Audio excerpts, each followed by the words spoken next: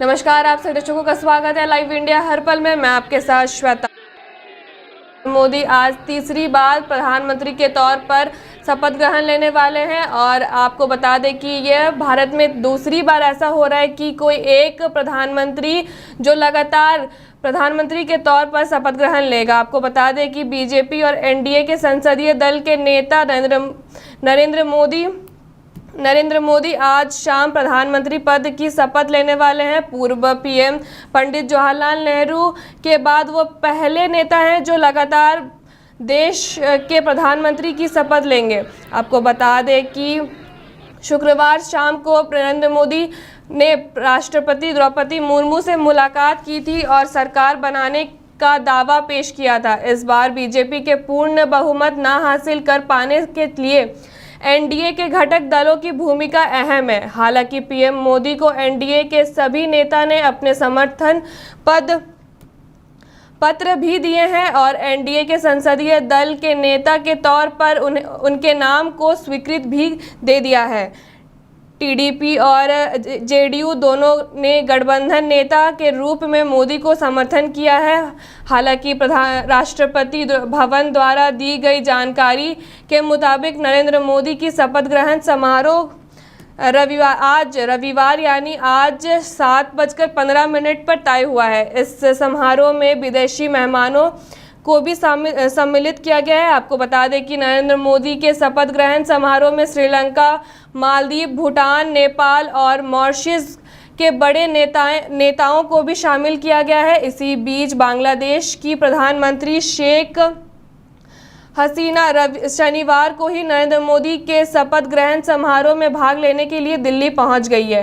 PM के शपथ ग्रहण समारोह और विदेशी मेहमानों की उपस्थिति के चलते सुरक्षा व्यवस्था चकाचौंध कर दी गई है और आज पीएम मोदी के इस शपथ ग्रहण को लेकर हमारे साथ खास चर्चा पे जुड़े हैं हमारे पटना के सहयोगी संजय। तो सीधा रुख करेंगे संजय का और जानेंगे कि वो किस तरीके से देखते हैं आज के शपथ ग्रहण को। संजय, 15 मिनट पर जो है शपथ ग्रहण कार्यक्रम शुरू होगा और ऐसे में प्रधानमंत्री तीसरी बार शपथ लेंगे। पंडित जवाहरलाल नेहरू के बाद जो कोई व्यक्ति है और कोई नेता है तो वो है प्रधानमंत्री नरेंद्र मोदी और तीसरी बार यानी हैट्रिक मारने की चांस जो है अब नज़दीक आ गया है समय और 7:15 पर वो हैट्रिक लगाएंगे। तो ऐसे में कई नेताओं के फ़ोन भी जाने शुरू हो गए हैं जिसमें केंद्रीय मंत्रिमंडल में उन्हें जगह मिलेगी।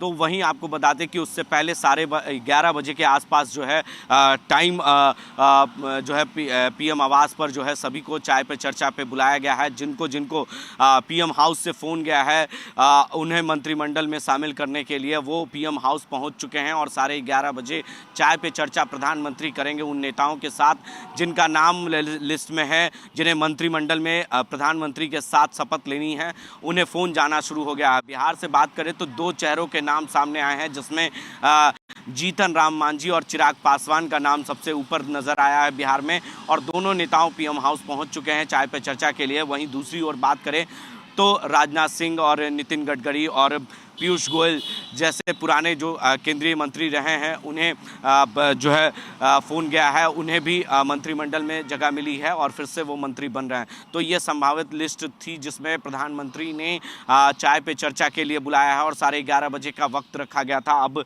11:48 हो गए हैं तो सब लोग वहाँ पहुँच गए हैं धीरे धीरे, क्योंकि प्रधानमंत्री सभी से चर्चाएँ करेंगे और मंत्री पद से शपथ लेने से पहले शपथ लेने से पहले अपने जितने भी सांसद हैं, निवर्तमान सांसद हैं, जो उनसे बातचीत करेंगे और कैसे आगे रणनीति बनानी है, कैसे जो है काम करनी है, सभी चीज़ों पर चर्चाएं होंगी कि जैसे ही मंत्री का शपथ लेंगे और कौन से विभाग किसके खाते में जाएगा इस पर अभी भी संशय बरकरार है। लेकिन स्वतः देखिए सीधे तौर पर अंजुन सभी नेताओं के नाम जो है वो सामने आ चुके हैं। ललन सिंह और रामनाथ ठाकुर और जो कह सकते हैं कि रामनाथ ठाकुर हैं और उसके बाद जो है जीतन राम मांझी हैं, चिराग पासवान हैं, सभी इन लोगों के सहयोग कोटों से मंत्री बनाया जा सकते हैं बिहार में।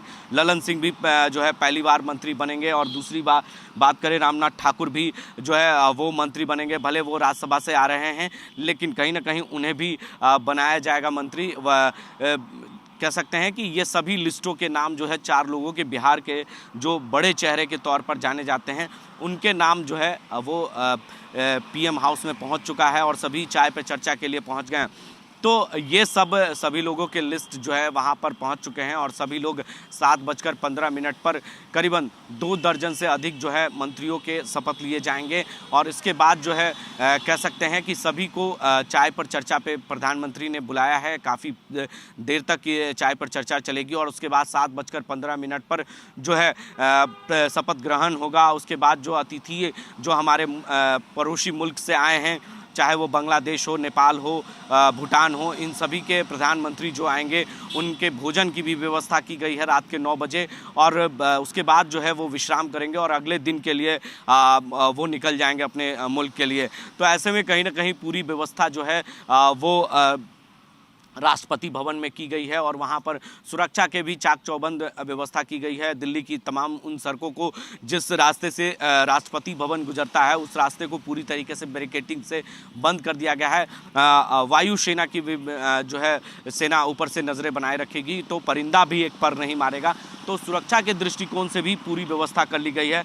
वहीं मोदियों के फाइनल लिस्ट भी सब कुछ सामने आ चुके हैं, जिसमें हमने बताया कि सभी मंत्रियों के जो नाम आए हैं, जिसमें बिहार से 4 लिस्टें जो है सामने आए हैं, जिसमें जीतन राम मांझी, चिराग पासवान, ललन सिंह, रामनाथ ठाकुर, कर्पूरी ठाकुर के जो पुत्र हैं वो हैं रामनाथ ठाकुर, जिन्हें अभी हाल में ही जो मिला, कह सकते हैं कि प्रधानमंत्री ने पद्मश्री से दिया था। और उसके बाद जो है इस रामनाथ ठाकुर को भी जगह दी गई है। तो कर्पूरी ठाकुर के पुत्र हैं और उन्हें राज्यसभा से मंत्री बनाया जा रहा है। तो वो जदयू से राज्यसभा सांसद हैं, तो ऐसे में कहीं ना कहीं उन्हें भी मंत्री बनाने की जो है कवायद तेज हो गई है और उन्हें भी जो है पीएम हाउस बुलाया गया। और इस वक्त जो बड़ी खबर आ रही है कि अमित शाह भी पीएम हाउस में पहुंच गए हैं, राजनाथ सिंह भी पहुंच गए हैं, नितिन गडकरी भी पहुंच गए हैं। नितिन गडकरी परिवहन मंत्री हैं, केंद्रीय परिवहन मंत्री, रोड के मंत्री कहा जाता है उन्हें। रोड बनाने में, एनएच बनाने में, चकाचक सड़कें बनाने में उन्हें नंबर 1 रखा गया है। तो इसलिए फिर से हो सकता है कि उन्हें परिवहन विभाग ही मिले और ऐसे में कहीं ना कहीं केंद्रीय परिवहन विभाग मिलेगा। तो आज जो इतनी अच्छी सड़कें पूरे देश में देखी जा रही है, बड़े बड़े एनएच को देखे जा रहे हैं, तो नेशनल हाईवे जो भी है उससे देखा जा रहा है, तो वो सबसे बड़ा योगदान नितिन गडकरी का है। तो वही फिर से संभावना है कि उन्हें मंत्री बनाई जा सकती है परिवहन विभाग का। तो ऐसे में कहीं ना कहीं जो है उन्हें संभावनाएं, जो लिस्ट है वो पहुंच चुके हैं। और अमित शाह भी अब जो है पीएम हाउस पहुंचे हैं और सूत्र बता रहे हैं हमारे कि वो उन्हें भी गृह मंत्रालय फिर से मिल सकता है।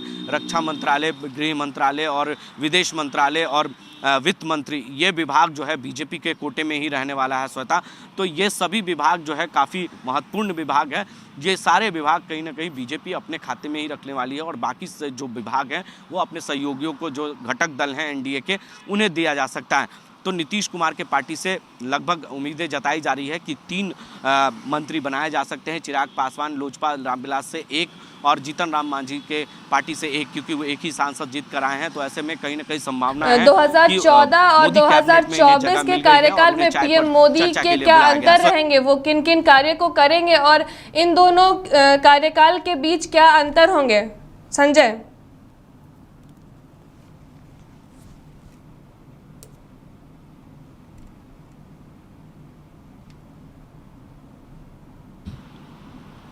देखिए, इस बार मोदी कैबिनेट में बड़ी जिम्मेदारी बड़े लोगों को मिल रहा है और जो भी घटक दल हैं उनको बड़ी जिम्मेदारी मिल रही है श्वेता। और समझने की चीज़ है कि इस बार कई राज्यों में विधानसभा के चुनाव हैं, तो ऐसे में प्रधानमंत्री चाहेंगे कि उन राज्यों को खास तौर पर फोकस करे, चाहे वो झारखंड हो, बिहार हो, उन राज्यों पर खास तौर पर फोकस रहेगा।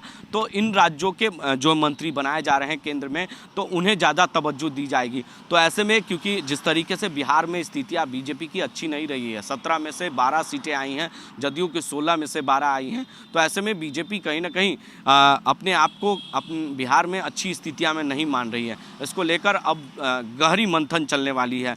अगर आज शपथ ग्रहण होगा, उसके बाद गहरी मंथन होगी बिहार और झारखंड में, क्योंकि बिहार में भी स्थितियां अच्छी नहीं रही, झारखंड में भी अच्छी स्थितियां नहीं रही 2019 और 14 की अपेक्षा। तो ऐसे में कहीं ना कहीं जब बिहार को 40 में से 39 सीटें मिली थी 2019 में, अब 2024 की बात कर ले तो 24 में अच्छी स्थितियां नहीं है। कह सकते हैं कि बिहार में जो है करीबन 9 सीटों का नुकसान हुआ है, जो इंडिया गठबंधन के खाते में गया है 9 सीटें इन बिहार में। तो ऐसे में 9 सीटों का नुकसान एनडीए जो है यहाँ पर बिहार में भुगतान हुआ है, जिसका खामियाजा जो है बीजेपी को भुगतना पड़ा है और इसलिए वो फुल बहुमत में सरकार नहीं बना पाई है। इसलिए इस बार प्रधानमंत्री नरेंद्र मोदी की मनमानी नहीं चलेगी, बल्कि एनडीए की सहमति से हर काम होगा और एनडीए की सहमति से ही सरकार जो है केंद्र में चलेगी। अगर जरा सा भी बीजेपी के जो भी मंत्री होंगे और थोड़ी बहुत भी 19-20 होगी तो कहीं ना कहीं एनडीए के अंदर अच्छा नहीं होगा, सरकार लंबी नहीं चल पाएगी, 5 साल तक अपना कार्यकाल पूरा कर पाएगी या नहीं, क्योंकि विपक्ष इस बार स्वतः मजबूत है और विपक्ष भी अच्छी खासी मजबूती है में 233 के आसपास जो है आंकड़ा उनका भी है।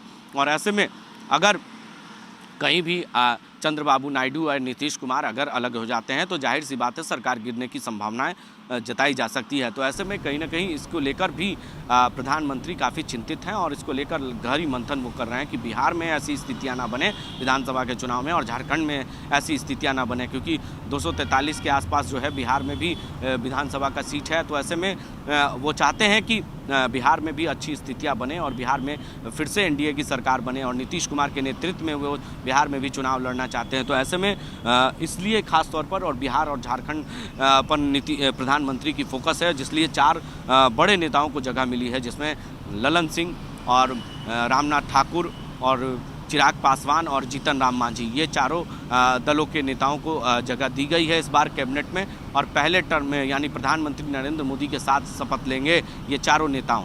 एक बार में जीतन राम मांझी पूर्व मुख्यमंत्री भी बिहार के रहे हैं और इस बार उन्हें केंद्र की राजनीति करने का मौका मिल रहा है, तो वो कहीं ना कहीं इस बार बिहार पर उनकी पैनी नज़र होगी। विशेष राज्य का दर्जा हो या चाहे यूसीसी कानून को लेकर हो, अग्निवीर योजना को लेकर हो, सभी मुद्दे इस बार उठने वाले हैं सदन में। तो इसलिए प्रधानमंत्री चाहते हैं कि ये सभी कानूनों को लेकर, चाहे बिहार में विशेष राज्य के दर्जे की मांग जो लंबित पड़ी हुई है उसे जल्द से जल्द पूरा करें। तो इसको लेकर नीतीश कुमार ने अपने एनडीए की बैठक में जो है भाषण में भी ये बातें का जिक्र किया था। भले उन्होंने नाम नहीं लिया, लेकिन कहीं ना कहीं उन्होंने कहा कि बिहार में विशेष राज्य का दर्जा ज़रूर चाहिए। जो लंबित पड़ी हुई मांगे हमारी है, बिहार के लोगों की पड़ी हुई मांगे हैं, उसे प्रधानमंत्री नरेंद्र मोदी पूरा करने का काम करें। संजय, तो ऐसे में मनोहर नीतीश लाल कुमार जो है वो हर बार पलटी मारते हैं और वो पलटी मारने के लिए ही जाने जाते हैं, तो क्या इस बार भी नीतीश कुमार के पलटी मारने की आशंका लगाई जा सकती है संजय?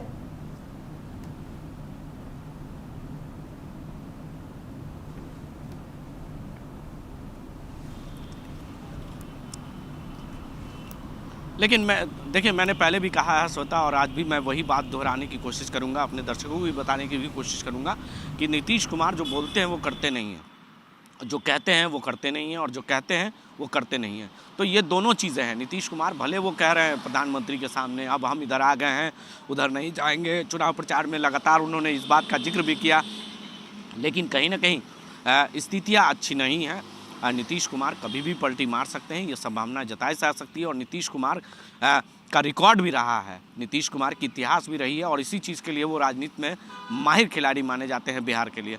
तो नीतीश कुमार कभी भी कुछ भी बड़ा खेल कर सकते हैं, क्योंकि जिस तरीके से केसी त्यागी का बयान आ रहा है और साफ तौर से केसी त्यागी की तरफ से दबाव भी बनाया जा रहा है, तो ये केसी त्यागी नहीं बल्कि नीतीश कुमार का दबाव है। और केसी त्यागी सीधे तौर पे ये भी कह रहे हैं कि अगर नीतीश कुमार को इंडिया गठबंधन में प्रधानमंत्री का उम्मीदवार बनाया जा रहा था, उन्हें इसी बात से उन्होंने गठबंधन को एकजुट किया था इंडिया गठबंधन की, और शुरुआत इसकी नींव भी बल्कि बिहार से ही रखी गई थी और पटना से इसकी सबसे पहली बैठक हुई थी और नीतीश कुमार ने इसकी बैठक की शुरुआत की थी। लेकिन भले ही नीतीश कुमार बीच राह से ही निकल गए और रास्ते से ही निकल गए, बहुत सारे नेता जो हैं वो शपथ ग्रहण समारोह में शामिल होंगे, लेकिन विपक्ष पार्टी के कौन कौन से ऐसे बड़े नेता हैं जो इस समारोह में शामिल होने वाले हैं संजय?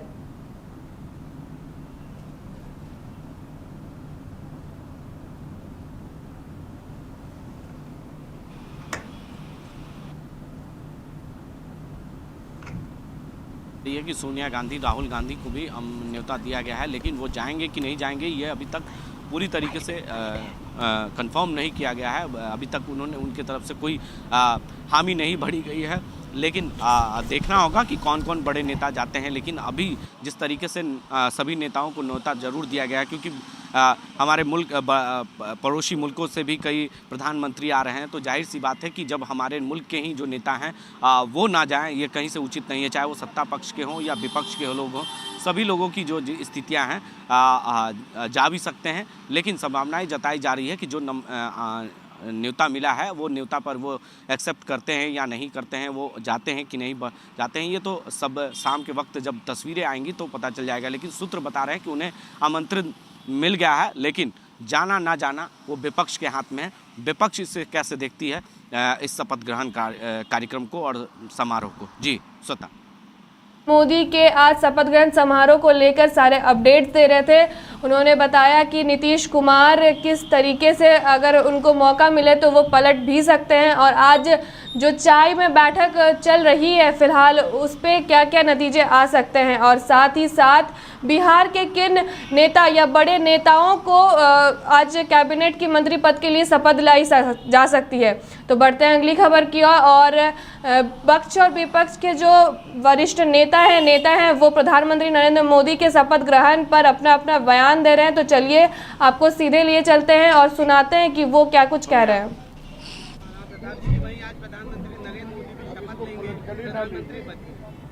देखिए ये और गर्व की बात है कि तीसरी बार देश के प्रधानमंत्री के रूप में एक नया कीर्तिमान बनाते हुए मोदी जी शपथ ले रहे हैं, और देश की जनता को बधाई कि जिन्होंने मोदी जी के 10 साल के कार्यों को अप्रूवल देते हुए उन्हें अनुमोदन करते हुए तीसरी बार एनडीए को पूर्ण बहुमत दे करके अपना समर्थन और अनुमोदन देने का काम किया है।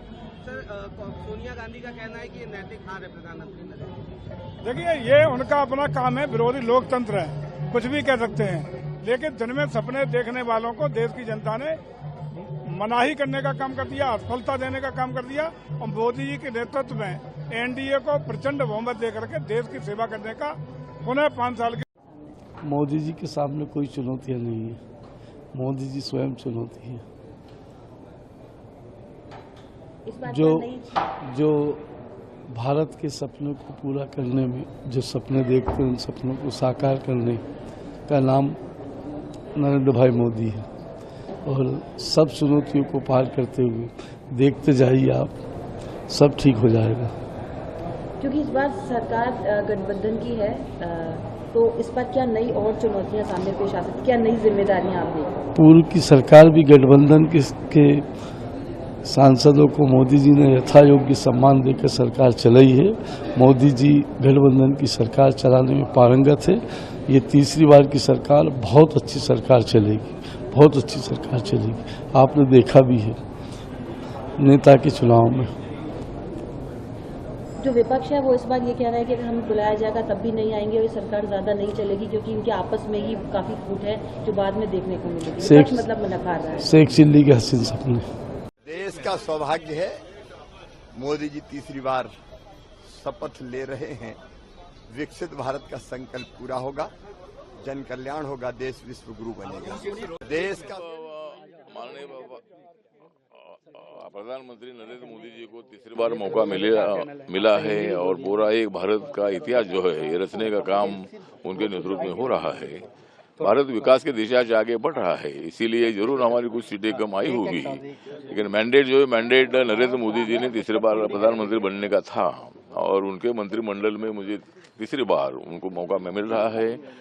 और मुझे बहुत बड़ी खुशी है कि मैं दलित समाज का हूँ, और देश भर के दलितों को, गरीबों को और सर्व जाति धर्म के लोगों को न्याय देने का काम मैं करता रहूँगा। और मोदी साहब ने मुझे ये जिम्मेदारी दी है, इसलिए मैं उनका आभार व्यक्त करता हूँ। विभाग के लिए भी कल आपने बात की थी, विभाग की कल आपने बात की थी, 2-3 विभागों का नाम बताया था कि 2-3 विभाग क्या। ठीक है, जो भी देंगे माननीय प्रधानमंत्री जी के पास अनेक समस्या भी है, अनेक पार्टी के लोग उनके साथ अभी है, तो जो भी मुझे वोट वॉल्यू देंगे वो वोट वॉल्यू निभाऊंगा। तो आपने सुना कि पक्ष और विपक्ष ने क्या कुछ कहा है प्रधानमंत्री के इस शपथ ग्रहण को लेकर। तो आपको बता दें कि पीएम मोदी आज तीसरी बार प्रधानमंत्री के तौर पर शपथ ग्रहण लेने वाले हैं, और जवाहरलाल नेहरू के बाद पीएम मोदी दूसरे ऐसे प्रधानमंत्री हैं जो लगातार पीएम के पद पर शपथ लेने वाले हैं। तो मेरे साथ इस बुलेटिन में इतना ही। मुझे दीजिए इजाज़त। नमस्कार।